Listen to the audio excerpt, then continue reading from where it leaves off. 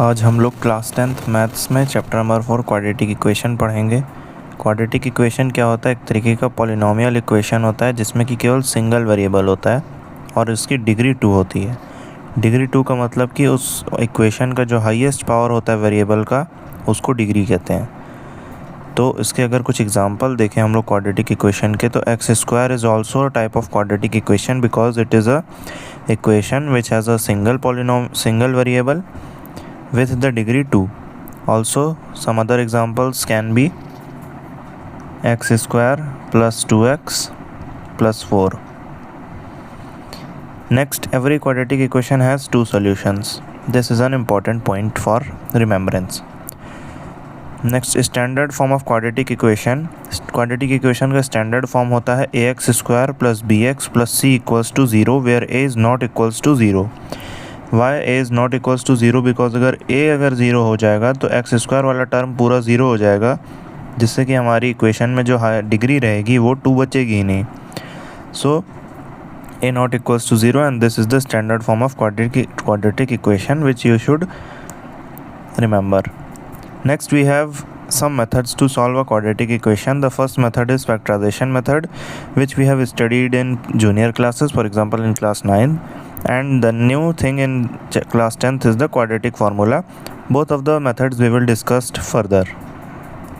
जो पहला मेथड है किसी भी क्वाड्रेटिक इक्वेशन को सॉल्व करने का, वो है फैक्टराइजेशन मेथड. फैक्टराइजेशन मेथड में मान लो हम लोग एक एग्जांपल के थ्रू इसको समझते हैं. This is a quadratic equation और हम लोग को इसको सॉल्व करना है फैक्टराइजेशन के थ्रू. तो फैक्टराइजेशन में क्या करते हैं हम लोग कि जो एक्स स्क्वायर का कोफिशिएंट होता है और जो कांस्टेंट टर्म होता है उसको मल्टीप्लाई करते हैं, जो कि यहाँ पर क्या हो जाएगा 2 × 3 6. अब इस 6 के हम फैक्टर्स करेंगे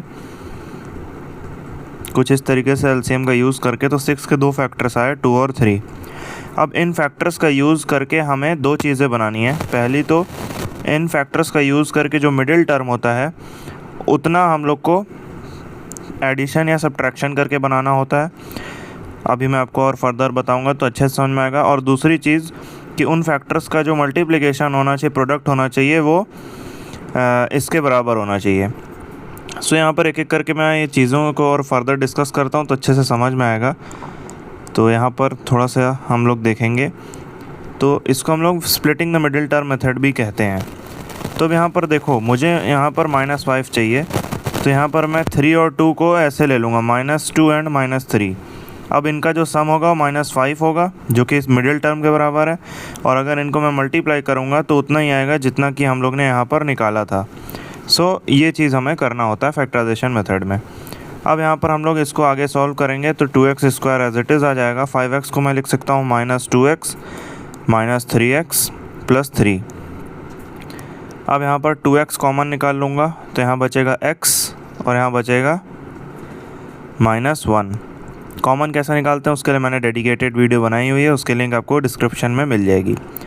अब यहाँ पर हम लोग 3 को कॉमन लेंगे तो यहाँ क्या बचेगा, यहाँ पर हम लोग -3 कॉमन ले लेते हैं. -3 अगर कॉमन लेंगे तो यहाँ पर बचेगा x एंड यहाँ बचेगा -1. अब यहाँ पर पूरा x - 1 कॉमन आ जाएगा, x - 1 कॉमन आ जाएगा तो यहाँ बचेगा 2x पहले टर्म में से और यहाँ बचेगा -3. अब हम लोग को इसको फर्दर अब कैसे सॉल्व करेंगे, हम लोग सॉल्व कर रहे हैं. हम लोग पहले जूनियर क्लास में केवल यहाँ तक छोड़ देते थे क्योंकि वहाँ हम लोग को केवल फैक्टराइज करना होता था. यहाँ पर हम लोग x की वैल्यू भी निकालेंगे. तो x की वैल्यू कैसे निकालेंगे, जब हम लोग x - 1 को 0 के इक्वल पुट करेंगे तो x कितना आ जाएगा, 1 आ जाएगा. एक वैल्यू ये रही. एंड जब हम लोग 2x - 3 को 0 के इक्वल पुट करेंगे तो x की वैल्यू आ जाएगी 2x = 3 हो जाएगा, x = 3/2 हो जाएगा. क्लास 10 में हम लोग को यहाँ तक सॉल्व करना होता है. तो इस तरीके से हम लोग फैक्टराइजेशन मेथड का यूज़ करके किसी भी क्वाड्रेटिक इक्वेशन को सॉल्व करते हैं. नेक्स्ट हम लोग अब देखते हैं क्वाड्रेटिक फार्मूला वाला मेथड. तो हम लोग अब देखेंगे next method which is quadratic formula. Quadratic formula. अब क्वाड्रेटिक फार्मूला में हम लोग पहले जानते हैं कि क्वाड्रेटिक फार्मूला है क्या आखिरकार. तो क्वाड्रेटिक फार्मूला होता है x = -b ±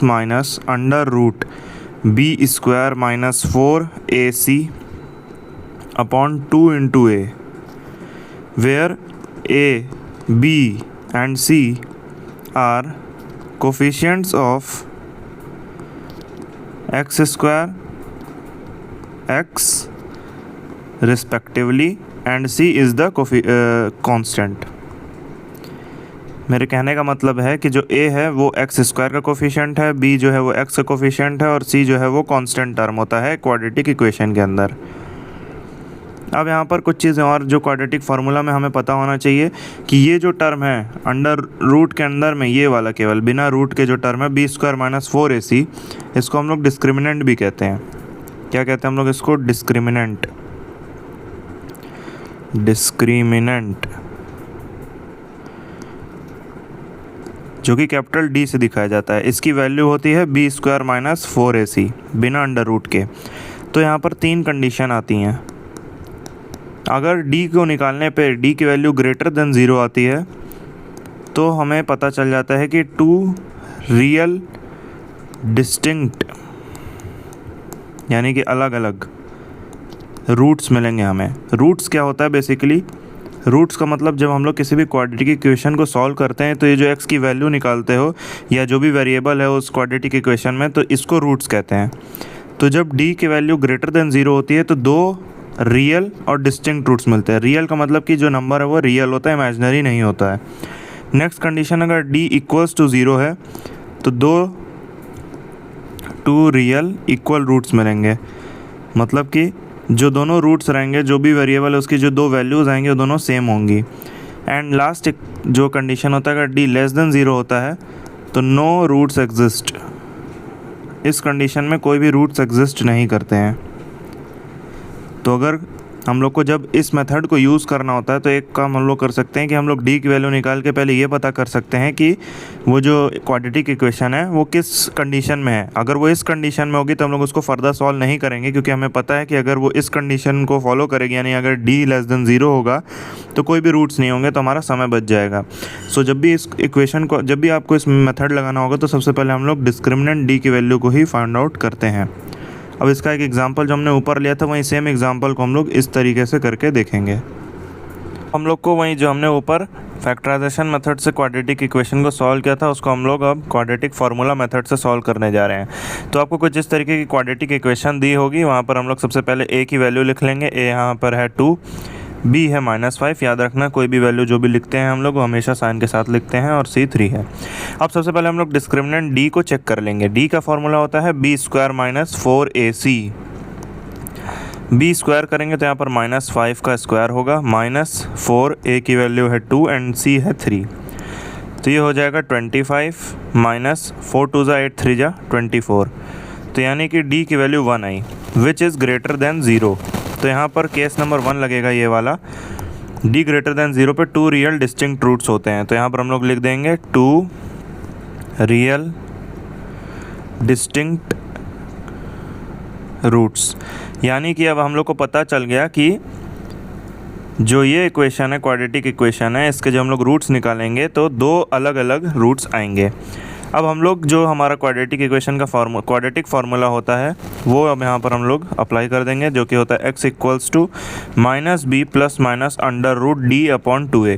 अब यहाँ पर आप लोग सोचेंगे कि ये रूट d क्यों लिख दिया मैंने, क्योंकि यार ये जो d है ना वो हम लोग ऑलरेडी यहाँ कैलकुलेट कर चुके हैं। तो उस चीज़ को हम लोग डायरेक्ट यहाँ पर ये वाली वैल्यू पुट कर देंगे तो हम लोग को फिर से उस चीज़ को सॉल्व नहीं करना पड़ेगा, और ये बिल्कुल सही फार्मूला है आपका, इस पर कोई भी नंबर नहीं कटेगा। अब यहाँ पर माइनस ऑलरेडी हमारे उसमें फार्मूला में प्रेजेंट है और हमारी b की वैल्यू भी -5 है। तो ये हो जाएगा -5 plus minus under root d हमने कितना निकाला था यहाँ ऊपर, d हमने निकाला था 1। तो अब इसको यहाँ पर 1 पुट कर देंगे अपॉन 2 इंटू a की वैल्यू हमारी कितनी थी इक्वेशन में, a इक्वल्स टू 2। तो a हमारा 2 हो जाएगा। अब इसको जब हम लोग फर्दर सॉल्व करेंगे तो ये हो जाएगा 5 प्लस माइनस अंडर रूट 1 को हम लोग 1 ही लिख सकते हैं, तो रूट लगाने की ज़रूरत नहीं, अपॉन में 4। अब यहाँ से 2 केस बनेंगे। पहला तो ये जब 5 प्लस 1 लेंगे हम लोग, और दूसरा तो ये जब 5 माइनस 1 लेंगे हम लोग। तो जब हम लोग 5 प्लस 1 लेंगे तो यह हो जाएगा 6/4, और जब 5 माइनस 1/4 लेंगे तो हो जाएगा 4/4। जब इनको फर्दर सॉल्व करेंगे तो इसकी वैल्यू 3/2 आएगी और इसकी वैल्यू 1 आएगी। सो x का जब हम लोग फाइनल आंसर लिखेंगे हम लोग लिखेंगे x equals to 3/2 comma 1। x की दो डिस्टिंक्ट रियल वैल्यूज़ आ रही हैं, जैसे कि हमने जब डिस्क्रिमिनेंट निकाला था तो उससे हमें पता चला था। तो इस तरीके से हम लोग क्वाड्रेटिक फार्मूला का यूज़ करके किसी भी क्वाड्रेटिक इक्वेशन को सॉल्व कर सकते हैं, उसके रूट्स निकाल सकते हैं। रूट्स को हम लोग सॉल्यूशन भी कहते हैं। तो इस चैप्टर में केवल यही दो कॉन्सेप्ट्स हैं जो कि आपके पूरे चैप्टर में यूज़ होंगे, और बाकी सारी एक्सरसाइजेज इसी कॉन्सेप्ट पे बेस्ड हैं। सो अगर आपको ये इंट्रोडक्शन वीडियो पसंद आई हो तो इस वीडियो को लाइक करिए, और नेक्स्ट पार्ट में हम लोग इसके एक्सरसाइज को सॉल्व करना स्टार्ट करेंगे। So stay tuned and good luck.